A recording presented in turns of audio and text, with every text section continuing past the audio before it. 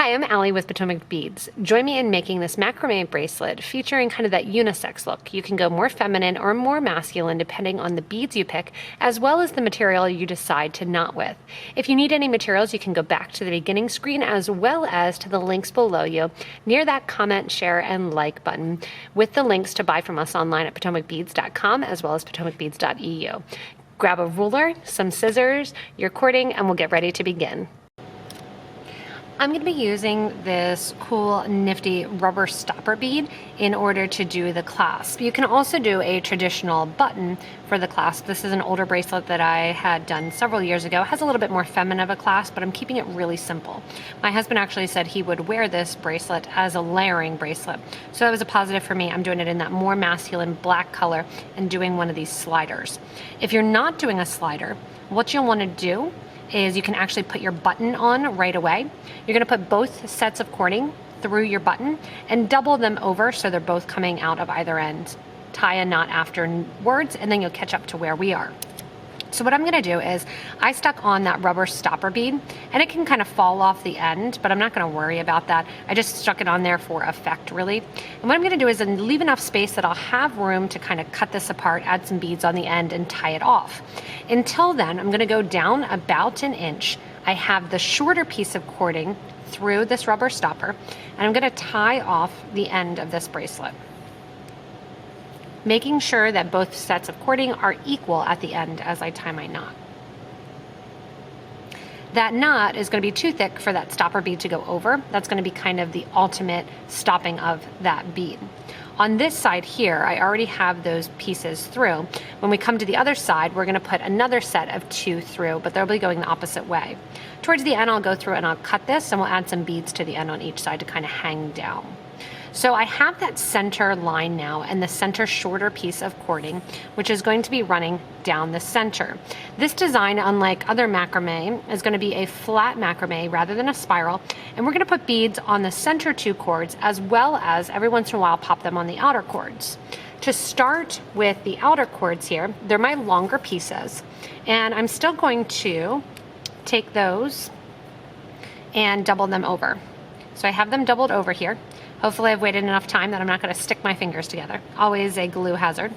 And I have it doubled over and I'm going to go into the end of that doubled over piece. And the first thing I'm going to do after doubling it over is go ahead and tie it onto those original 2 cordings and those 2 knots. So you have your middle cording here and you're going to have your doubled over piece, which I just dropped, so pick it back up here. Double it over again, make sure those ends are equal.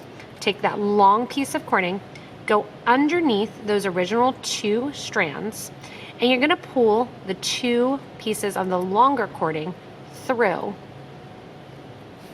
the loop. And what this is going to do is literally just attach it with that half hitch knot along the side. And now I have my 2 other cording on as well.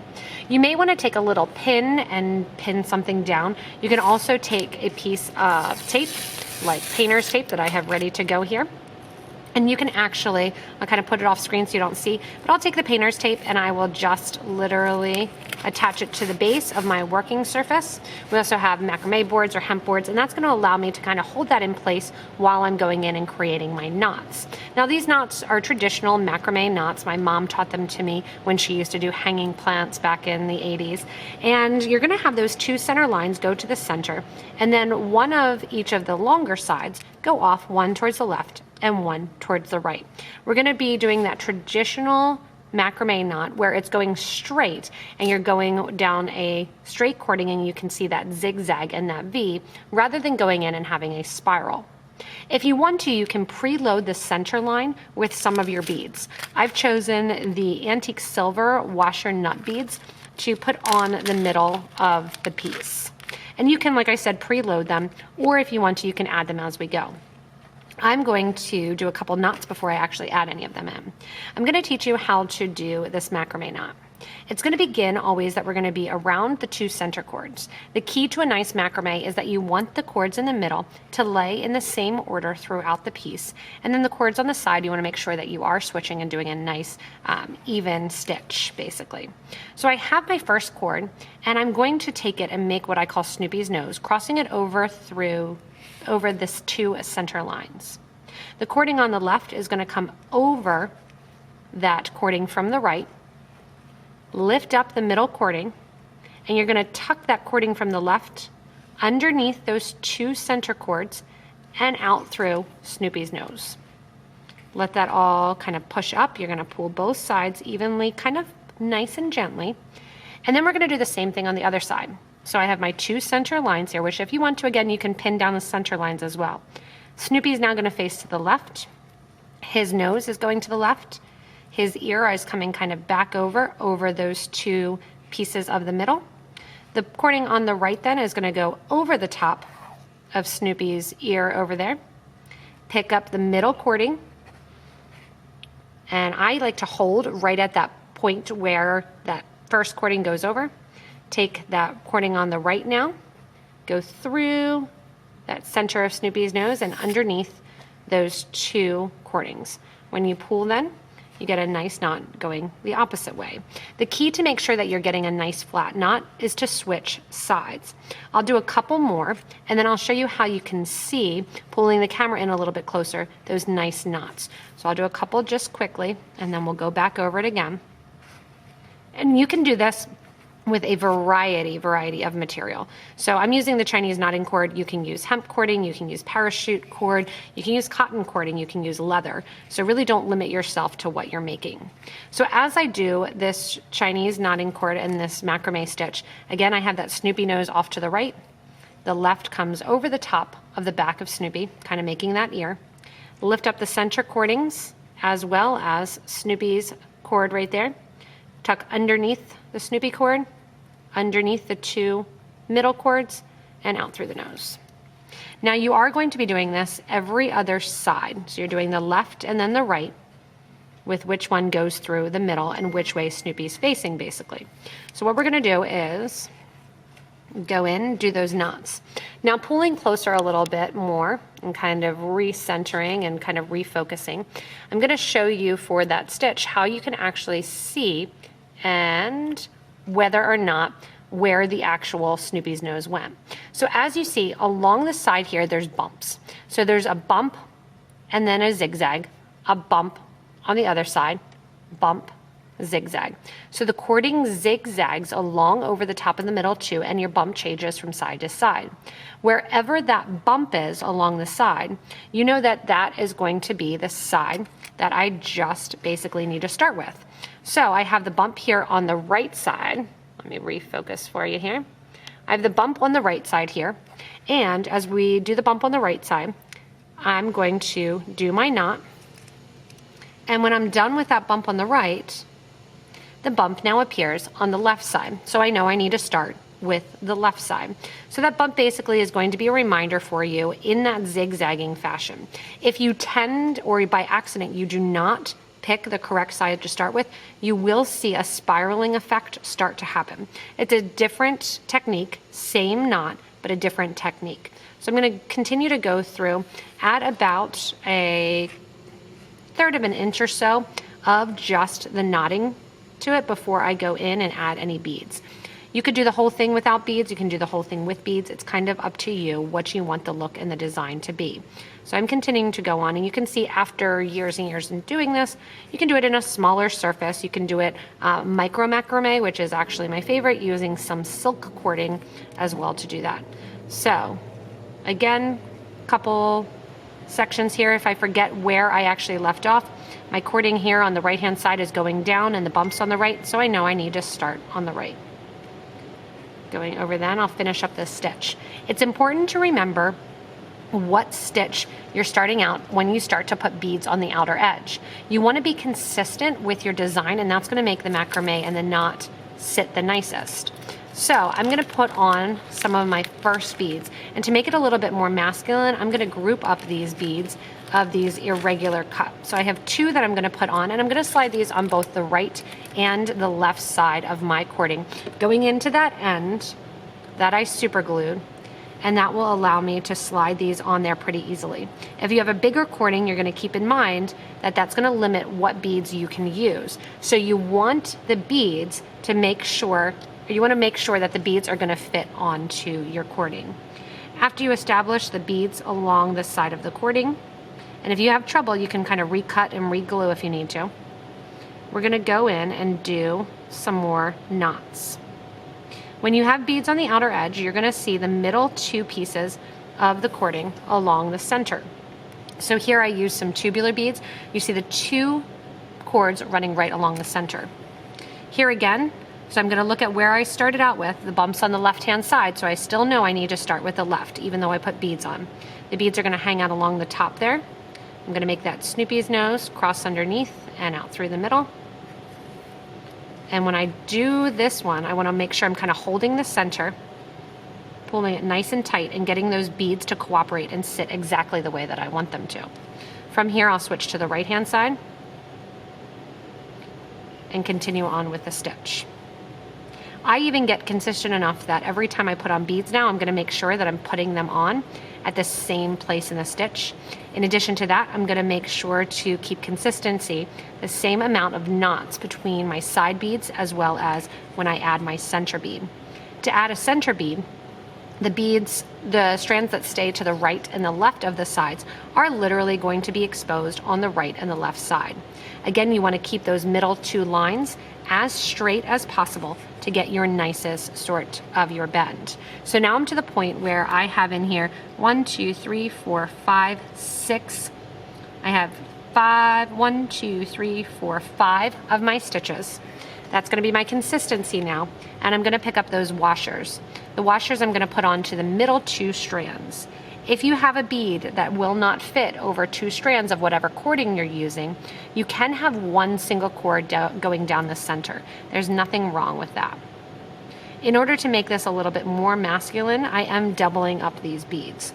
So I have those two washers in the middle, and now I know again that bump is on the left-hand side, so I'm gonna start with the left. Go in and do my knot here, going over to the left, over the top of the side, and then through that Snoopy nose. Hold those middle two cordings again so they sit nicely, and you can see the cording is going to be exposed on the outer edge. There's one knot. I'm going to go in and do my second knot. And then after 5 knots, I'll add on more of my beads along the left and more of the beads along the right.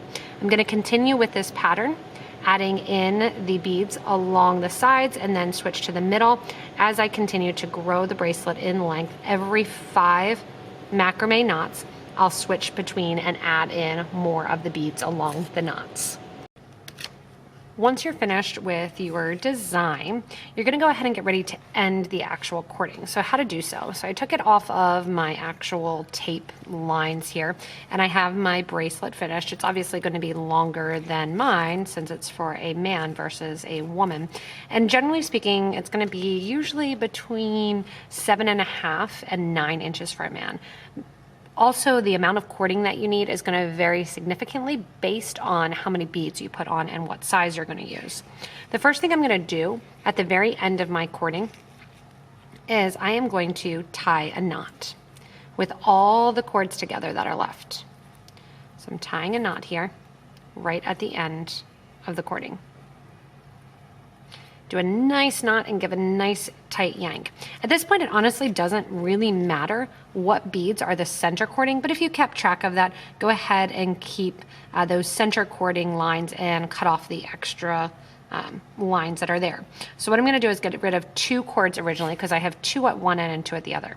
If you happen to be using a button, what we did here was just put 2 strands going one way, 2 going the other way, and to keep them like that, a bead on each side. Tied a knot, making sure that that loop that was created could fit the button, and then cut off the extra little ends. For the rubber stopper bead here, what I'm gonna do is I'm gonna go in with my cord cutter. You can do it with scissors, you can do it, I happen to have some pliers here. I'm literally gonna trim down 2 cords. I'm gonna go in with my cord cutter, and I'm gonna burn down those thread ends. Now it's going to depend on what material you're using, whether or not it will burn, and it will burn like this. What this does is it kind of burns and fuses together, and I can kind of push it together and then make it nice and flush. I don't have to glue it with this because it kind of does that for me. It glues it together. And then also I don't have that glued end that sometimes is hard. On the other side here, what I'm going to do is reverse the thread through this stopper bead. So I'm going to take this other strand, and sometimes this can be tricky. I'm going to take one strand through, and then I'm going to take the other strand through the stopper. There's a variety of sizes of stopper beads, so if one is not tight enough and you think, oh, this isn't actually going to catch, then you might need to go down a size or up a size if you can't get the cording through. So I can tell already this is going to have a nice catch to it, that it's a good size, that it actually stops when I'm kind of pulling the material. And I'm going to take this then, and that's going to hang out right in the middle. So when the bracelet is on, that will be the size of the bracelet, and that will be how it's pulled. What I'm going to do now is take this end here. I'm going to cut that in half. Take the other side and make sure that it matches in length. And then if you want to, you can either ball up the ends. You can put a bead on each side. That's what I'm going to do. I have a couple washers left, so I'm going to put a washer on each side to kind of hang down and act as my stopper. Again, if you want to, you can just knot it because the knots will not go through the stopper. I'm going to put that on. Nice, simple knot, doubling over the cords right at the end. And once you have that then too, I'm going to burn down my thread ends just to make sure that they're not going to fray or anything right at the ends. And ideally, if you have bigger hands or you're not as nimble, leave yourself a little bit more room at the top. It would have been helpful for me. And then as we come through, I'm going to do the same thing on the other side, going through and creating that little knot. Push that down so it goes to the end. And then my washer bead again is just going to sit there and stop. Same thing on the other side. These cords are longer, so it's going to be a little bit easier. Take that washer bead, put it over both the cords, and that's going to literally finish off your bracelet. Make sure those cord ends match in size, and this is just giving just enough length so that way somebody can get it on and off and can slip it over their knuckles to get it onto their wrist. And men usually aren't going to want jewelry super tight anyway.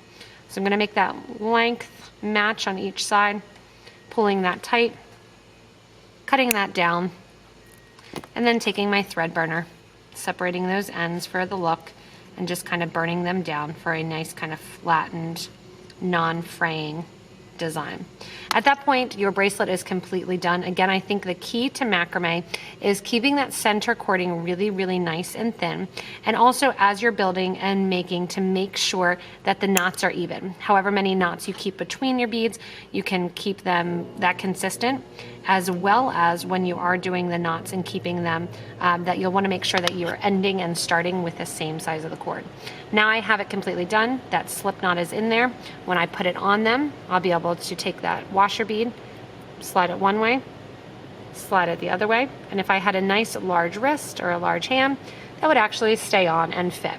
Mine is with that button, which again, you can do a little more masculine or feminine button for that nice ending for the actual cording. Thanks so much for joining me in learning those different knots to make that nice unisex macrame knotted bracelet. Keep in mind, if you do need any of the materials, any sort of stringing material, any beads, we can help you out here at PotomacBeads.com as well as PotomacBeads.eu. Check out the links below the video near that like and subscribe button, which you can also click on. If you want to subscribe, you'll get regular updates from us when we do new videos, things that we think that you should know, new product spotlights, and amazing new things that are happening in the bead world. As always, thanks so much for watching and enjoy making your unisex knotted bracelets.